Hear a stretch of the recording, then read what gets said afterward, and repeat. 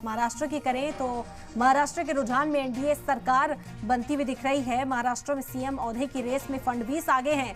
पीयूष गोयल ने फडणवीस से मुलाकात भी कर ली है। महाराष्ट्र से अहम जानकारी अब तक पहुंचा रहे हैं।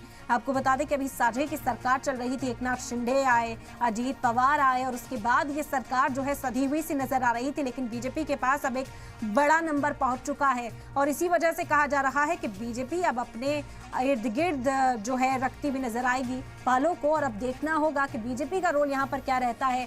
इस बार डिप्टी सीएम नहीं बल्कि सीएम बनकर उभर सकते हैं देवेंद्र फडणवीस। महाराष्ट्र बीजेपी का सबसे बड़ा चेहरा अगर उन्हें कहें तो गलत नहीं होगा। तो महाराष्ट्र के रुझान में एनडीए सरकार इस वक्त बढ़त बनाए हुए है और आंकड़ा इतना बढ़ चुका है कि अब लगभग जीत के करीब ही इसी को माना जा रहा है कि जो तस्वीर तब साफ होगी वो भी इसी के इर्द गिर्द ही नजर आएगी। बीजेपी दफ्तर में जश्न मनने शुरू हो चुके हैं। इस बीच बड़ी खबर ये सामने आई कि पीयूष गोयल ने देवेंद्र फडणवीस से मुलाकात भी की है और कहीं ना कहीं सीएम औहदे की जो रेस है उसमें सबसे आगे फडणवीस का नाम चल रहा है। अगर ये सीटों का जो बंटवारा जिस तरीके से हुआ था उसी तरह जीत हासिल होती तो एकनाथ शिंदे का भी एक डिसीजन मेकिंग रोल हो सकता था। अजीत पवार को क्या जिम्मेदारी देनी है, कितनी जो रिस्पॉन्सिबिलिटी है, कितनी हिस्सेदारी सरकार में है, वो कहीं ना कहीं चर्चा का मौजू बन सकता था। लेकिन बीजेपी ने इतना बड़ा आंकड़ा हासिल कर लिया, इतने बड़े नंबर पर बीजेपी पहुंच गई है कि साफ तौर पर तस्वीर अब यही नजर आती है कि बीजेपी अपने हाथ में ज्यादा पावर रखना चाहेगी महाराष्ट्र के अंदर और जो सीएम चेहरा है वो देवेंद्र फडणवीस का ही इस वक्त देखने को मिल सकता है। तो पीयूष गोयल ने देवेंद्र फडणवीस से मुलाकात की है महाराष्ट्र से। ये अपडेट इस वक्त आप तक पहुंचा रहे हैं।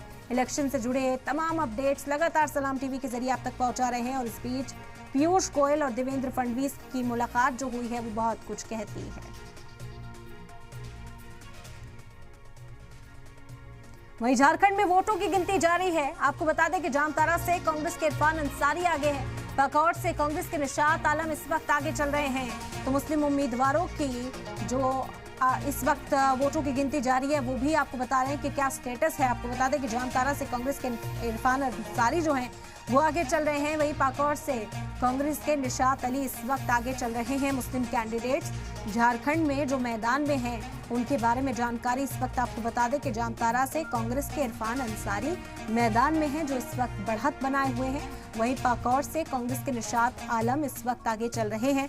वोटों की गिनती लगातार जारी है। जेएमएम के पास एक बड़ा आंकड़ा यहाँ पर नजर आता है, इत्तेहाद के पास एक बड़ा आंकड़ा यहाँ पर नजर आता है और ऐसे में कांग्रेस के दो उम्मीदवार इस वक्त मुस्लिम उम्मीदवार जो है बढ़त बनाए हुए हैं। झारखंड से जामताड़ा से कांग्रेस के इरफान अंसारी इस वक्त आगे हैं और पाकौर से कांग्रेस के निशात आलम इस वक्त आगे चल रहे हैं। चुनावी मैदान में अभी शपथ बनाते हुए नजर आ रहे हैं।